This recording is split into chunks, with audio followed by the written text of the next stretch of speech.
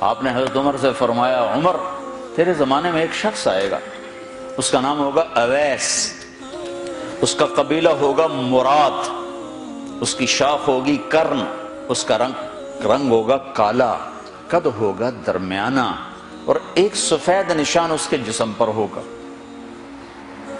جب وہ آئے تو تم اس سے دعا کرانا، علی تو بھی کرانا، عمر تو بھی کرانا، اور میں قسم کھا کے کہتا ہوں کہ اویس جیسوں سے دنیا بھر جائے تو عمر و علی کے ایک بدن کے بال کے برابر نہیں، لیکن اس کے ذریعے سے ایک پیغام آگے پہنچانا تھا۔ تو حضرت عمر اور حضرت علی حیران ہو کر دیکھنے لگے کہ ہمیں کہا جا رہا ہے کہ اویس سے دعا کروائیں، وہ ہم صحابی وہ تابعی۔ تو آپ نے فرمایا اس نے ماں کی ایسی خدمت کی ہے، جب وہ ہاتھ اٹھاتا ہے تو اللہ ہاتھ واپس خالی موڑتا ہی نہیں۔ یہ پیغام پہنچانا تھا کہ ماں باپ کے آگے جھکو۔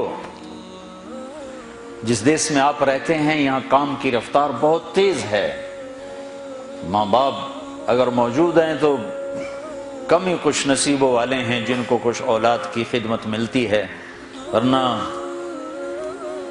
دیواروں کے ساتھ ہی زندگی گزر رہی ہوتی ہے۔ تو عمر رضی اللہ عنہ جب خلیفہ بنے تو ہر سال حج کرتے تھے، ہر سال ان کو ڈھونڈواتے۔ اب مجھے یہ نہیں پتا درمیان کے کوئی سال ہوں گے کہ ایک سال آپ نے حج پر سارے حاجی اکٹھے کر لیے، ایسے اپنے سامنے کا کھڑے ہو جاؤ، سب کھڑے کر لیے، کہنے لگے بیٹھ جاؤ سارے یمن والے کھڑے رہو، تو سارے بیٹھ گئے، یمنی کھڑے رہے، کہ سارے یمن والے بیٹھ جاؤ، قبیلہ مراد والے کھڑے رہو، تو سارے یمنی بیٹھ گئے، مراد والے کھڑے رہے۔ اس سال میں یمن گیا جماعت میں تو اویس کرنی کے گاؤں گیا، ان کی جگہ پیدا ہوئے، جو ان کا قبیلے کے لوگوں سے ملا، اس علاقے سے گزرا، دیکھا کہ اچھا یہاں وہ ہستی پیدا ہوئی تھی۔ خشک پہاڑ ہیں، بالکل خشک پہاڑ۔ پھر آپ نے کہا مراد والے بیٹھ جاؤ، قرن والے کھڑے رہو، تو صرف ایک آدمی باقی بچا۔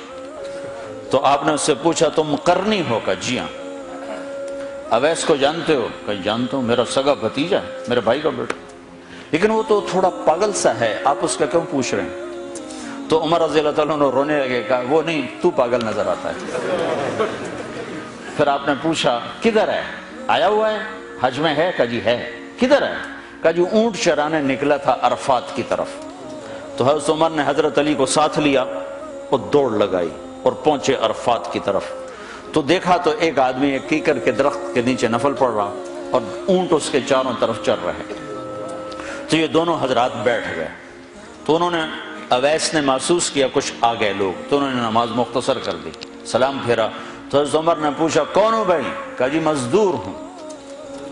کہا تیرا نام کیا ہے؟ کہا جی اللہ کا بندہ۔ کہا بھائی ہم سارے کے بندے ہیں، میں پوچھ رہا ہوں جو نام تیری ماں نے تیرا رکھا وہ کیا ہے؟ تو وہ تو پہچانتا نہیں تھا کہ عمر کون ہے، علی کون ہے، وہ تو پہلی دفعہ حج پہ تھا۔ وہ کہنے لگا تم کون ہو میرا انٹرویو کرنے والے؟ انٹرویو تو میں اپنی طرف سے کہہ رہا ہوں۔ میں کہا تم کون ہو میرا پوچھنے والے؟ تو حضرت علی بولے یہ امیر المومنین ہیں عمر بن خطاب، اور میں ہوں علی بن ابی طالب۔ پھر وہ ایسے ایک دم گھبرائے، دونوں کو سلام کیا، میں معذرت چاہتا ہوں میں نے پہچانا نہیں۔ تو عمر رضی اللہ عنہ نے فرمایا ہاتھ اٹھا، ہاتھ اٹھا۔ برمنگھم والوں کو پیغام پہنچے کہ ماں کی خدمت کیسے کی جاتی، کہ عمر جیسا ہاتھ اٹھوا رہا ہے، علی جیسا، علی جیسا۔ تو وہ کہنے لگے میں آپ کے لیے کیسے ہاتھ اٹھاؤں، میری اوقات ہے کہ میں آپ کے لیے دعا کروں؟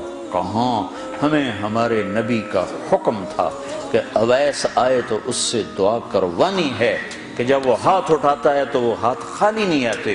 کس وجہ سے؟ تہجد، جہاد، تبلیغ، ذکر، تلاوت، تسبیح، حج، عمرے، نمازیں، روزے، ذکر، تلاوت۔ کس وجہ سے؟ نہیں، ان میں سے ایک وجہ بھی نہیں، ماں کی خدمت کی وجہ سے۔ پھر ایک اور جگہ آپ نے فرمایا کہ لوگ جب جنت میں چلیں گے تو اویس بھی چلے گا، جب جنت کے دروازے پر پہنچے گے تو اللہ تعالیٰ فرمائیں گے اویس کو روک لو باقی کو جانے دو۔ تو اویس گھبرا جائیں گے، کہیں گے یا اللہ مجھے کیوں روک لیا ہے؟ تو اللہ تعالیٰ فرمائیں گے ٹھہر جاؤ، جانے دو ان کو۔ ہاں بھائی، اب یہ سامنے جہنم کے لوگ کھڑے ہوئے ہیں، تو شفاعت کر، تیری تو فعل لاکھوں انسانوں کو جنت میں ڈالو، تجھے اس لیے روکا ہے کہ تو شفاعت کر، جدھر تیری انگلی اٹھتی جائے گی ان کے لیے جنت لکھتی چلی جائے گی، ان کے لیے جنت لکھتا چلا جاؤں گا، جدھر جدھر تو انگلی اٹھائے گا۔ صرف پونڈ ہی سب کچھ نہیں، مائیں بھی بہت کچھ ہے، صرف پونڈ ہی سب کچھ نہیں ہے، باپ بہت کچھ ہے۔